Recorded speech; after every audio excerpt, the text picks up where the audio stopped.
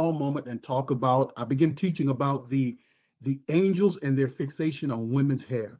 And I want to just kind of go a little deeper into that today. And let's start out with the scripture that we were talking about. For this cause, 1 Corinthians 10, 1 Corinthians 11 and 10, for this cause ought a woman to have power over her head because of the angels. Of course, the Apostle Paul is talking about order, how the woman was made for man and man wasn't made for the woman, and how man was made first. We're talking about divine order and structure. But he says something that's kind of that's perplexing, right?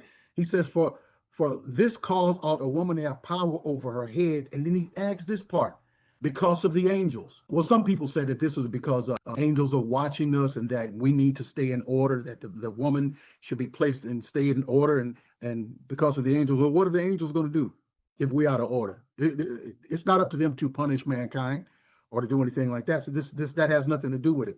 If we go down a little further, we know that we're talking about hair, right? We're talking about the woman's hair. 1 Corinthians 11:15. But if a woman have long hair, it is her glory. It is a glory to her, for her hair is given to her for a covering. So it is her glory. It is a glory to her. And isn't it something that Satan was the covering cherub, and his beauty was his covering. It was a covering for him. And so the beauty of a woman's hair is something that the angels are always looking into. And I'm going to show you another verse. When they fell, the fallen angels, when they fell, they took on a permanent fleshly form. And that fleshly form tells us what they were in heaven, that many of them were cherubs. The cherub, we saw that in Ezekiel, had the face of a lion, the face of an ox, the face of an eagle, and the face of a man. And it had 4 wings with many eyes and man's thighs and a calf. It was a hybrid. But when they fell, one of the things that they fixated on, Revelation chapter 9, verse 8. See, because when they fail, they can take on a certain form. And so here's what we see of these Nephilim, or these fallen angels coming out of the bottomless pit, because they was locked up for their sex with women. The angels the fallen angels that are locked up in the bottomless pit, these are the angels that are locked up because of their folly or sexuality with humanity. They committed a sexual crime against humanity. God made them higher. They made them a little higher than humanity, and he didn't want them coming down and committing this abomination.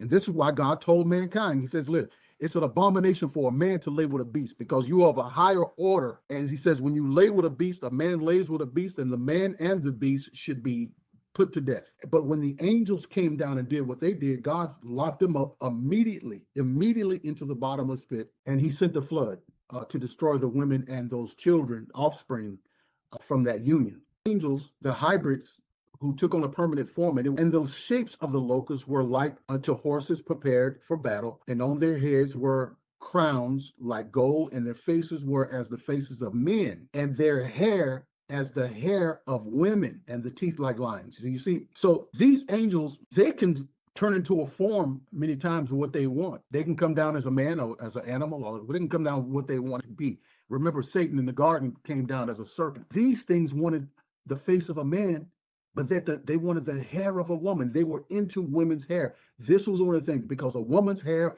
is glorious covering. They see it as a glorious covering, and it's very attractive to them. And I want to show you something that many people miss in the Gospels. Luke chapter 7, the woman that was set free, Mary, she had, and behold, a woman in the city that was a sinner. She was a sinner, but Jesus delivered her, and he forgave her, and he delivered her. And when she knew that Jesus sat at meat at the Pharisee's house, brought an alabaster box of ointment, and stood at his feet behind him weeping, and began to wash his feet with her tears, and wiped them with the hairs of her head, and kissed his feet, and anointed them with the ointment. Do you see that? The hairs of her head. This is a very, very important thing here, because she took the thing that was glory unto a woman. This is her glory covering. She sees him as someone who is so worthy. Now, she's not putting her hair on any place that is clean on his body. She's putting her hair on the place that is walked through the streets with, sheep and dog and animal poop and all that kind of stuff. This is why they the custom was to wash each other's feet off all that dust and dirt and the feces from animals and all that stuff. And the custom was, if you have guests and you wash their feet, well, nobody washed Jesus's feet when he came in the house. But not only did she wash his feet, she washed them, and then she dried them with her hair, and then she anointed them. You see what I'm saying? So she used her glory. There was another place in the Bible besides Samson's hair, that the Bible focuses on the hair of not women, but a man who was called beautiful. And we'll talk about that at another time. His name is Absalom. This is David's son. And I believe that he was a half Nephilim because of the way his hair was growing.